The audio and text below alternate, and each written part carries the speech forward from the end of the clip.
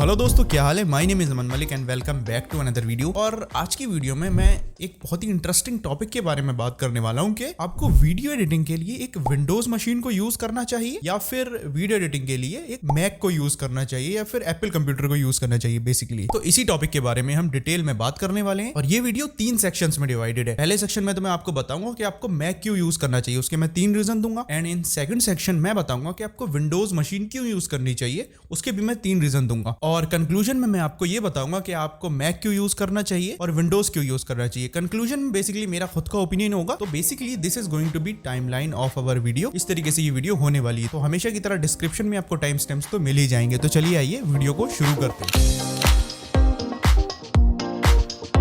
Welcome to first section. इसमें मैं बताऊंगा कि आपको मैक क्यों खरीदना चाहिए वीडियो एडिटिंग के लिए। तो इसमें सबसे पहला तो रीजन है कि Macs are always preferred by creative artist. किसी भी यूट्यूबर को देख लो या फिर किसी भी क्रिएटिव प्रोफेशनल को देख लो जो कंटेंट क्रिएशन में है, किसी भी तरीके के, सिर्फ वीडियो एडिटिंग के ही नहीं, या फिर फोटोग्राफर है, किसी भी तरीके के आर्टिस्टिक वर्क में है, आप कहीं किसी प्रोडक्शन हाउस में देख लो, और आपको यूट्यूबर्स तो बहुत सारे मिल ही जाएंगे जो मैक्स यूज करते हैं। क्रिएटिव आर्टिस्ट के बीच में मैक्स बहुत पॉपुलर है। और पॉपुलर क्यों है? क्योंकि वो उनको उस तरीके की सर्विसेज देता होगा और उनको मैक का एक्सपीरियंस अच्छा लगता होगा, उन्हें मैक पर काम करना अच्छा लगता होगा। और Macs are historically preferred by creative artist. तो अर्ली 2000 में मैक जिस तरीके का एक्सपीरियंस और स्पेसिफिकेशन क्रिएटिव आर्टिस्ट को दे रहा था, उस तरीके का कोई विंडोज मशीन नहीं दे रहा था उस वक्त। इसीलिए उसी वक्त से मैक कंप्यूटर्स क्रिएटिव आर्टिस्ट के बीच में काफी पॉपुलर है। और ये आपको देखने से भी पता लगेगा क्योंकि बहुत सारे यूट्यूबर्स, जैसे मैंने कि अभी बताया, और बहुत सारे प्रोडक्शन हाउसेस, बहुत सारे इंडिविजुअल क्रिएटर्स, अगर आप इंस्टाग्राम पे प्रोफाइल्स वगैरह देखोगे तो वो बहुत सारे लोग मैक्स ही यूज कर रहे होते हैं। तो अगर मैं कुछ यूट्यूबर्स के आपको एग्जांपल भी दूं तो जैसे कि पीटर मैकेनियन हो गया और डैनियल शिफर हो गया, ये सारे लोग मैक्स ही यूज करते हैं। इनकी वीडियोस में आपको देखकर पता चल ही जाएगा। तो ये मैक्स इसीलिए यूज कर रहे हैं क्योंकि इनको मैक का एक्सपीरियंस अच्छा लगता होगा और ये इनिशियली शुरुआत से ये मैक ही यूज कर रहे हैं, तो इसीलिए इनकी आदत भी मैक यूज करने की ही बन गई है। तो दूसरा रीजन है ऑप्टिमाइजेशन। तो ऑप्टिमाइजेशन का ये मतलब है, तो देखो जो मैक है वो एप्पल बना रही है, मतलब हार्डवेयर एप्पल बना रही है, और जो FCP final Cut pro software है वो भी एप्पल नहीं बनाया। मतलब हार्डवेयर और सॉफ्टवेयर की कंपैटिबिलिटी यहाँ पर बेहतर मिलेगी आपको। और यहाँ पर मैं बाय द वे आपकी नॉलेज के लिए बता दूं कि फाइनल कट प्रो जो है वो सिर्फ मैक ओएस के लिए ही अवेलेबल है और किसी ऑपरेटिंग सिस्टम के लिए अवेलेबल नहीं है। तो जो आपको फाइनल कट प्रो की परफॉर्मेंस मिलती है मैक ओएस के ऊपर, वो इंसेन है। मैंने खुद रिव्यूज देखे हैं बहुत सारे यूट्यूबर्स के, उनका रेंडर टाइम, और ये बहुत बेहतरीन है। और जो इन्होंने भी M1 लाइनअप की जो भी मैकबुक रिलीज की है उसमें भी सीमलेस एक्सपीरियंस है। मैंने बहुत सारे रिव्यूज ऐसे भी देखे हैं जिसमें वो लो स्पेसिफिकेशन वाले मैक पर उन्होंने ProRes footage, 4K footage Final Cut Pro पे बहुत अच्छे से एडिट कर ली। और हम जब टाइमलाइन पे यहाँ से वहाँ ड्रैग करते हैं या फिर प्रीव्यू ले रहे होते हैं तो वो भी काफी स्मूथ था। तो जब उन्होंने उसी सेम कंप्यूटर पर एडोब प्रीमियर प्रो को इंस्टॉल किया और वही सेम फुटेज के साथ एडोब प्रीमियर प्रो पर उसको एडिट किया, तो उनको उतना अच्छा एक्सपीरियंस नहीं मिला जितना अच्छा उनको फाइनल कट प्रो पर मिल रहा था। तो ये देखकर मैं तो बहुत ही ज्यादा शॉक हो गया। फिर मैंने इसके बारे में पढ़ना शुरू किया, तब मुझे पता चला कि यहाँ पर जो सारा खेल है वो ऑप्टिमाइजेशन का है। मतलब हार्डवेयर और सॉफ्टवेयर सेम ही कंपनी बना रही है, तो इनका ऑप्टिमाइजेशन, इनकी ट्यूनिंग बहुत बेहतरीन है। तो अगर मैंने कभी फ्यूचर में मैक लिया, क्योंकि अभी तो मैं विंडोज मशीन ही यूज कर रहा हूँ, अगर मैंने कभी फ्यूचर में मैक खरीदा तो मैं एफसीपी जरूर यूज करना चाहूंगा। तो वो है कि Macs are highly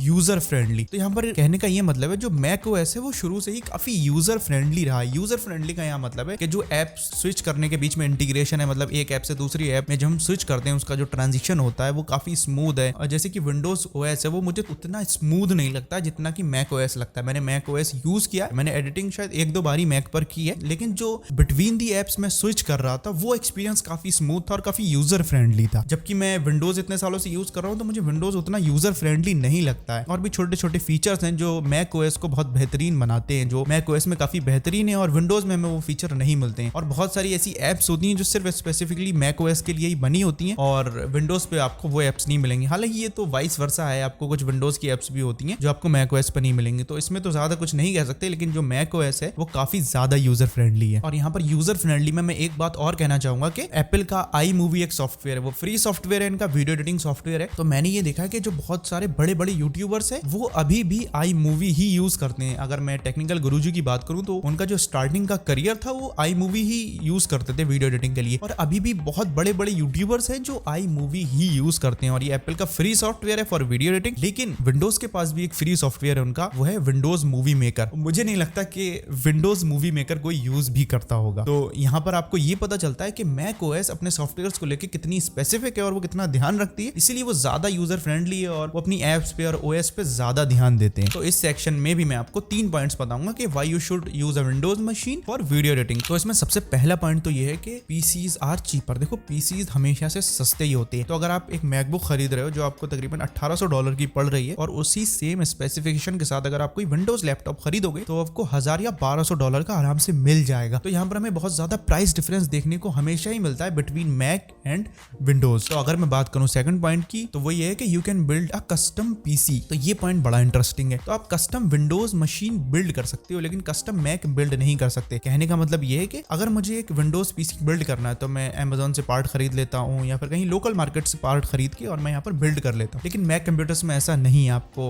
Apple store या फिर कहीं भी कोई रिटेलर है उनका, तो वहां से आपको खरीदना पड़ेगा और आप तो मैकबुक खरीद ले या फिर iMac खरीद ले, उनके सेलेक्टेड लाइनअप्स हैं, उन्हीं में से आपको खरीदना पड़ेगा। और जो अपग्रेडेशन होता है वो भी एप्पल खुद ही करके देता है और उसकी भी एडिशनल कॉस्ट होती है जो बहुत ज्यादा होती है। जैसे कि अभी मैं कुछ दिन पहले एक मैकबुक चेक कर रहा था तो वो 8GB रैम में अवेलेबल थी, तो मैंने सोचा इसको 16GB रैम कर लेते हैं। तो 16GB रैम के वो प्लस 20,000 ले रहे थे, मतलब 20,000 रुपए की वो सिर्फ एक रैम लगा रहे थे 8GB की। और इसी वजह से मैक कंप्यूटर्स महंगे होते हैं। पीसीज में ये है कि यार अगर मुझे अमेज़न पे कोई पार्ट सस्ता मिल रहा है तो मैंने वो खरीद लिया, और अगर मुझे लोकल मार्केट में प्रोसेसर सस्ता मिल रहा है तो मैंने वहां से खरीद लिया और सारे पार्ट्स में घर लेकर आया और मैंने खुद बना लिया। और पीसीज में हमेशा आपको अपग्रेड का ऑप्शन मिलेगा। मतलब एप्पल का ये रहता है कि अगर आप खरीद रहे हो तो वही आपने अपग्रेड करा लिया, और अगर बाद में अपग्रेड करा रहे हैं तो वो बहुत कॉस्टली होते हैं। और पीसीज में ये है कि अगर कोई नया जीपीयू आ गया है मार्केट में तो मैं नया जीपीयू लगा सकता हूँ अपने कंप्यूटर में उसको खरीद के, और मैं प्राइसेस कंपेयर करके किसी भी डीलर से खरीद सकता हूँ जो मुझे सही प्राइस देगा। मेरे मदरबोर्ड में 4 रैम के स्लॉट है तो मैं और एडिशनल रैम लगा सकता हूँ अपने हिसाब से। मैं इस पॉइंट में यही है कि पीसीज काफी फ्लेक्सिबल होते हैं इन टर्म्स ऑफ अपग्रेडेशन में, काफी ज्यादा अपग्रेडेशन के ऑप्शंस होते हैं, इसीलिए पीसीज काफी पावरफुल हो रहे हैं। अब की जो अगर मैं बात करूं, जैसे कि मैंने मैक के पहले पॉइंट में बताया था कि बहुत सारे प्रोडक्शन हाउसेस मैक प्रेफर करते हैं, लेकिन धीरे धीरे ये ट्रेंड चेंज हो रहा है। अब प्रोडक्शन हाउसेस बेहतरीन से बेहतरीन पीसी बिल्ड कर रहे हैं विद द लेटेस्ट कंपोनेंट्स। और अब इस पे मैं एक स्पेसिफिक वीडियो बनाने की सोच रहा हूँ कि जो प्रोफेशनल फिल्म्स एडिट होती हैं वो कौन से कंप्यूटर्स पे होती हैं, प्रोफेशनल जो प्रोडक्शन हाउसेज होते हैं वो किन कंप्यूटर्स पर और किन सॉफ्टवेयर्स पर काम करते हैं। हालांकि सॉफ्टवेयर्स का तो मुझे पता ही है, ज्यादातर एविड चलता है, और जो थोड़ा अगर नीचे आ जाऊं टेलीविजन इंडस्ट्री में तो वहां पर प्रीमियर और एफसीपी चलता है। लेकिन इसके ऊपर मैं एक स्पेसिफिक वीडियो बहुत जल्दी लाने वाला हूं। तो अब हम बढ़ते हैं इस सेक्शन के आखिरी पॉइंट पे, which is PCs have more ports. अब देखो यार, इस टॉपिक के ऊपर बहुत ज्यादा लोग बात नहीं करते हैं, बट यार मैंने इस पॉइंट को यहाँ पर इंक्लूड किया है क्योंकि as a content creator, as a video editor मुझे पोर्ट्स चाहिए भाई। मुझे यूएसबी पोर्ट चाहिए, मुझे माइक्रो एसडी कार्ड स्लॉट चाहिए, जो कैमरा का कार्ड होता है वो लग जाए। बहुत सारे पोर्ट्स ऐसे होते हैं, HDMI port. As a content creator, as a video editor मुझे ये सारे पोर्ट्स चाहिए। और अगर मैं एक मैकबुक खरीदता हूँ तो मुझे उसमें सिर्फ यूएसबी सी पोर्ट ही मिलेगा और मुझे फिर अलग से डोंगल खरीदना पड़ेगा जो खुद 6 या 7 हजार का मिलता है। और अगर मैं ओरिजिनल डोंगल खरीदता हूँ, अगर एप्पल से, एप्पल तो शायद नहीं बनाता है, लेकिन एक अच्छी कंपनी का डोंगल खरीदता हूँ तो वो मुझे 10,000 तक का पड़ सकता है। और उस 10,000 के साथ मुझे 2-3 डोंगल और भी खरीदने पड़ेंगे क्योंकि उसमें सारे पोर्ट्स होंगे नहीं, अगर होंगे भी तो वो और महंगा होगा। तो यार मेरी जो टेबल है वो सारा बहुत क्लटर हो जाएगा। अगर मैं कहीं ट्रैवल कर रहा हूँ तो मुझे इतने सारे पोर्ट्स के साथ ट्रैवल करना पड़ेगा। तो यार ये लिमिटेशंस मैकबुक में है। अगर मैं मैक यूजर होता, हालांकि मैं विंडोज मशीन यूज कर रहा हूँ, मुझे सारे पोर्ट्स मिल रहे हैं। यहाँ पर अगर मैं विंडोज लैपटॉप भी यूज कर रहा होता तो उसमें भी मुझे सारे पोर्ट्स मिलते। कहने का मतलब ये है कि अगर यहाँ पर मैकबुक रखी होती तो उसके साथ मुझे एडिशनल डोंगल्स भी लेने होते, प्लस एडिशनल खर्चा, और मेरी टेबल हमेशा काफी फैली हुई रहती। तो मैं ये नहीं चाहता, मुझे तो अपनी टेबल साफ चाहिए। अगर मेरी टेबल साफ नहीं है तो मैं काम नहीं कर पाऊंगा। तो यार पोर्ट्स मेरे लिए बहुत जरूरी है, इसलिए मैंने इस पॉइंट को यहाँ पर इंक्लूड किया था। तो मैं यहाँ पर ये कहूंगा कि buy PC if you are on a budget, and buy PC if you want customisable machine, and buy PC if you want to use too many software. तो 3 पॉइंट मैंने यहाँ पर बता दी कि आप पीसी इसलिए खरीदें। अगर आप बिल्कुल बजट पे हैं, पर ज्यादा पैसे नहीं है, तो आप बिल्कुल विंडोज के साथ ही जाना पसंद करेंगे और आपके पास ऑप्शन ही नहीं है। और आपको एक कस्टमाइजेबल मशीन चाहिए, मतलब आप उसको हमेशा कस्टमाइज कर सकें, मतलब कभी भी रैम बढ़ा लें, जीपीयू चेंज कर लें और प्रोसेसर चेंज कर लें। और बहुत सारे सॉफ्टवेयर ऐसे हैं जो आपको विंडोज पे मिल जाएंगे आसानी से, लेकिन मैक ओएस पे नहीं मिलेंगे। हालांकि बहुत सारे सॉफ्टवेयर मैक ओएस पे भी मिल जाते हैं। ये पॉइंट थोड़ा सा डिबेटेबल है, बट मैंने इसको रख दिया है यहाँ पर। और बहुत सारे लोग क्रैक सॉफ्टवेयर भी यूज करते हैं तो शायद मैक ओएस पे आपको उतने क्रैक सॉफ्टवेयर्स ना मिले जितने आपको विंडोज के लिए मिल जाते हैं। तो अब बात करते हैं कि आप मैक क्यों खरीदें। तो मैक खरीदने का पहला रीजन है, अगर आपको एफसीपी यूज करना है तो आपको भाई जो परफॉर्मेंस है वो इंसेन मिलने वाली है। मैं नो डाउट कह सकता हूँ, जो मैंने रिव्यूज देखे हैं और मैंने खुद भी एफसीपी शायद एक बार यूज किया जिंदगी में, और जो मुझे परफॉर्मेंस मिली थी वो बहुत बेहतरीन मिली थी। And the second reason is if you prefer high user friendliness, मतलब आपको एप्स में बिल्कुल एकदम स्मूथ ट्रांजिशन चाहिए और आपको एक अच्छा यूजर इंटरफेस चाहिए। हाँ, ये बात तो मैं बताना ही भूल गया, जो मैक ओएस का यूजर इंटरफेस है, जो यूआई है, वो बहुत बेहतरीन है यार।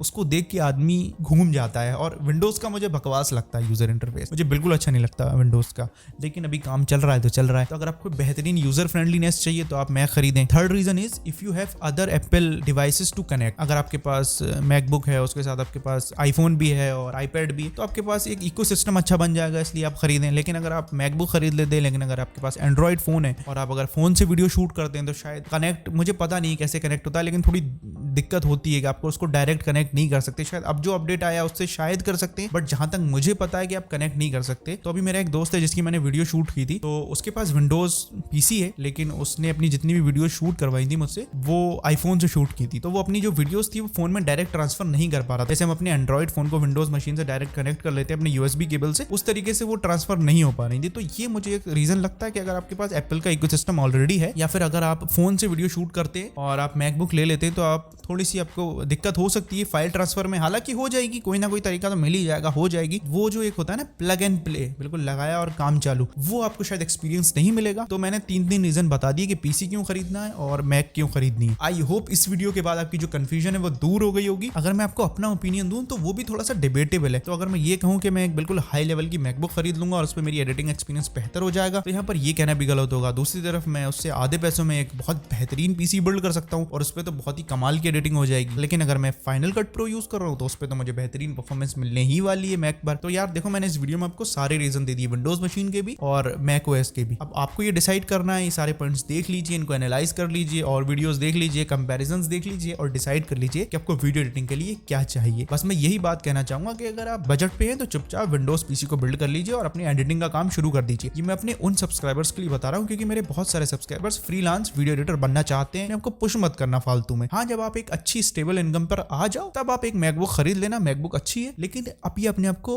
फिजूल में पुश मत करना कि यार मैकबुक ले ही लेता हूँ, थोड़ा उधार ले लेता हूँ, ऐसा मत करना। विंडोज पीसी बिल्ड कर लेना। तो यार बस इस वीडियो में इतना ही। मैं मिलता हूँ आपसे अगली वीडियो में, तब तक के लिए stay healthy, stay safe and Aman out.